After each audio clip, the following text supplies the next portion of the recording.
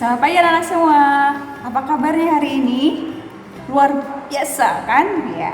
Memeri berharap semua kabarnya luar biasa dan tetap semangat buat menyambut pagi hari ini untuk belajar. Namun sebelumnya kita mau bersama-sama devosi, kita mau mendengarkan firman Tuhan. Yuk anak-anak semuanya, lipat tangan, tutup mata. Kita mau bersama-sama berdoa menghadap kehadirat Tuhan. Mari kita berdoa. Selamat pagi Bapak, terima kasih Tuhan buat setiap kasih dan penyertaan-Mu. Di sepanjang malam kami beristirahat hingga pagi hari ini, Engkau masih berikan kami satu kesempatan lagi untuk menghirup nafas kehidupan-Mu. Bapak, sebentar kami akan memulai setiap kegiatan pembelajaran kami, namun sebelumnya kami akan mendengarkan sebagian kecil dari firman-Mu. Kiranya Tuhan membuka setiap hati dan pikiran kami, menjamah hidup kami, sehingga kami boleh berkenan di hadapan-Mu dan kami boleh melakukan firman-Mu dalam hidup kami sehari-hari. Ampuni Bapa setiap dosa dan pelanggaran yang kami lakukan, baik melalui pikiran, perkataan, bahkan tindakan kami. Dalam nama Tuhan Yesus kami bersyukur dan berdoa. Haleluya. Amin. Oke, pagi hari ini kita mau sama-sama mendengarkan firman Tuhan.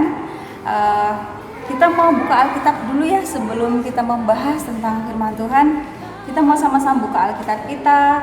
Yang membawa Alkitab boleh dibuka dan menyimak. Memeri akan bacakan untuk kita semuanya. Hari ini kita mau membahas di Matius 28 ayatnya yang ke-19. Anak-anak menyimak baik-baik, Memeri akan bacakan untuk kita semua ya. Begini bunyi firman Tuhan. Karena itu, pergilah, jadikanlah semua bangsa muridku dan baptislah mereka dalam nama Bapa dan Anak dan Roh Kudus. Amin. Hari ini tema kita, topik kita hari ini adalah tugas gereja. Nah, sebelum kita membahas tentang tugas gereja, Memeri mau bertanya nih dengan anak-anak. Anak-anak kan kalau sekolah ya, baik yang sekolah yang di rumah, yang online, ataupun yang sudah tatap muka di dalam kelas.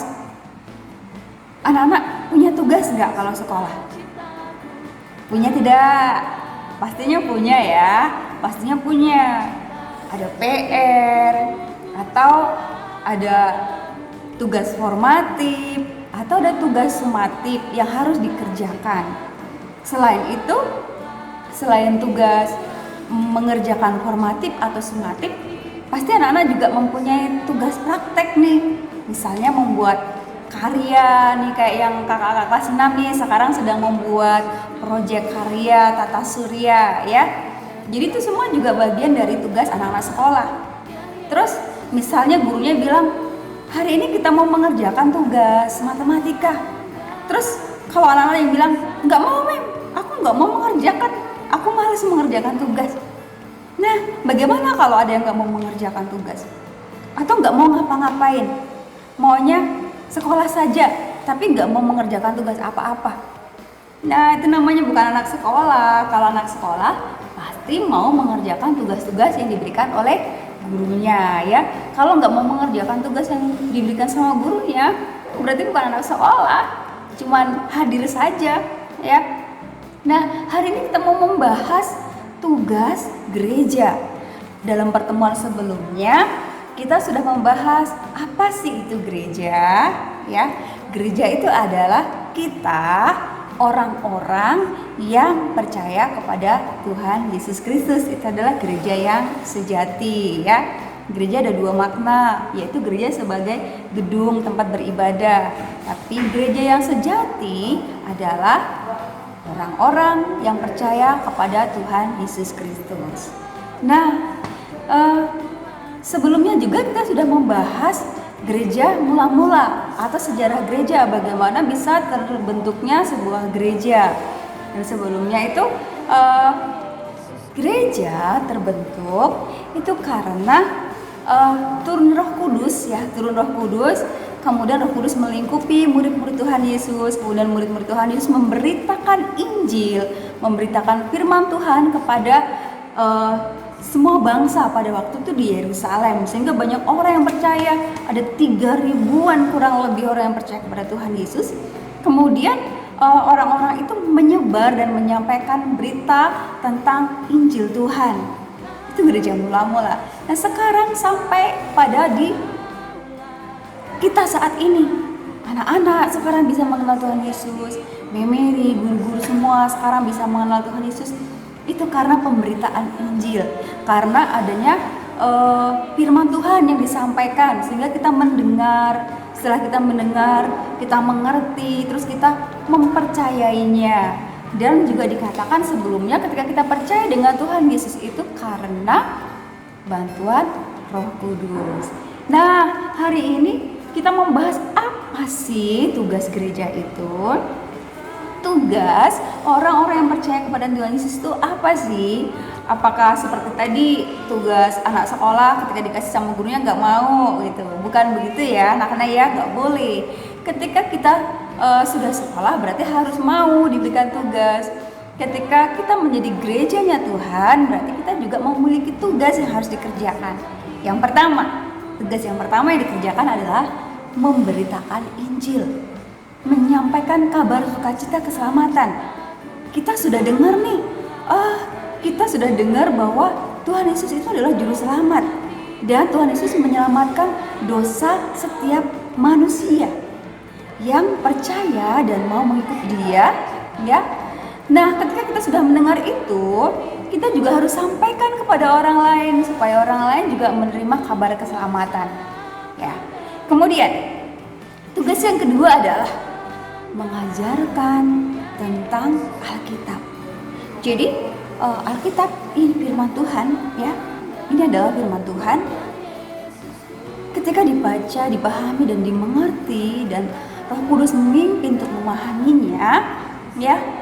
Para gereja menyampaikan isi firman Tuhan ini kepada jemaat yang percaya kepada Tuhan Yesus untuk lebih memahami lagi tentang firman Tuhan dan bisa melakukan dalam hidup sehari-hari.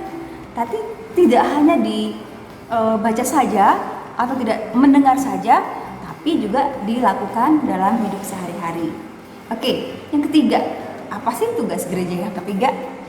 Tugas gereja yang ketiga adalah memberikan motivasi atau mendorong orang lain, bahkan dari diri sendiri dulu ya, kemudian mendorong pada orang lain untuk rajin berdoa. Kenapa harus rajin berdoa? Karena kita itu adalah manusia yang lemah, kita manusia yang tidak mampu. Jadi kita harus menyerahkan hidup kita kepada Tuhan sebagai tanda bahwa kita itu mempercayai Tuhan Yesus untuk menyertai setiap langkah hidup kita. Dan doa adalah sebagai komunikasi kita dengan Tuhan. Ya. Selanjutnya, apa sih tugas gereja yang selanjutnya? Tugas gereja yang selanjutnya adalah kita itu saling bertolong menolong dengan sesama. Jadi tidak hanya memikirkan kepentingan diri sendiri saja, tidak, tapi kita juga harus peduli kepada orang lain.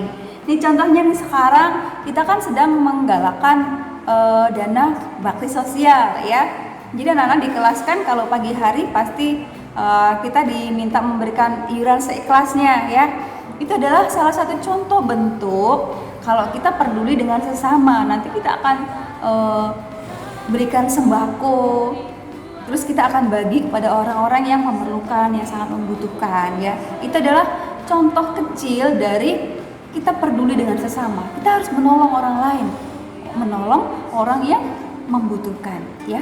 Jadi tidak hanya sekedar mementingkan diri sendiri, tapi kita juga diajarkan untuk peduli kepada orang lain yang mengalami penderitaan, ya, supaya kita juga berbagi. Kita juga merasakan penderitaan yang mereka rasakan, ya. Oke, peduli, ya. Peduli artinya kita juga memikirkan orang lain yang mengalami penderitaan seperti contoh tadi, ya. Oke, hari ini kita sudah belajar apa saja tugas gereja. Tapi tidak sampai di sini. Ini adalah hanya sebagian contoh yang kecil, beberapa saja. Masih banyak lagi tugas gereja yang harus dikerjakan sampai pada akhirnya nanti kita benar-benar layak, kita benar-benar bisa mengikuti teladan yang Tuhan Yesus berikan kepada kita. Ya, dan kita akan mulai dari hal yang kecil dari diri kita sendiri. Dimulai dari diri kita sendiri, dimulai dari hal yang kecil untuk mendapatkan hal yang lebih besar lagi. Ya, baiklah anak-anak, devosi pagi hari ini cukup sampai di sini. Kita mau sama-sama belajar bahwa ketika kita sudah mendengarkan firman Tuhan, itu jangan disimpan sendiri. Kita juga harus sampaikan ke orang lain. Dan kita harus berbagi pada orang lain. Kita harus peduli pada orang lain. Juga mendoakan orang lain selain kita berdoa secara pribadi kepada Tuhan. Amin untuk firman Tuhan. Semoga kita tetap diberikan semangat, sukacita, dan terus diberikan kesehatan sampai pada akhirnya nanti semua sudah berjalan dengan normal. Ya, terima kasih. Tuhan Yesus memberkati. Mari kita berdoa. Terima kasih Tuhan Yesus buat firman pada pagi hari ini yang boleh mengingatkan kami supaya kami mengikuti teladan-Mu ya Bapa. Supaya kami mengerjakan tugas kami sebagai gereja-Mu ya Tuhan. Sehingga kami semakin hari boleh semakin bertumbuh bersama-Mu. Semakin hari kami boleh semakin sesuai dengan kehendak dan rencana Bapa ya Tuhan. Ajari kami jadi anak yang dengar-dengaran, yang taat kepadamu ya Bapa, taat kepada orang tua dan guru-guru kami. Terima kasih Tuhan Yesus, ampuni setiap dosa dan pelanggaran kami. Kami serahkan seluruh kegiatan kami di sepanjang hari dalam tangan kuasa-Mu. Dalam nama Tuhan Yesus kami bersyukur dan berdoa. Haleluya. Amin.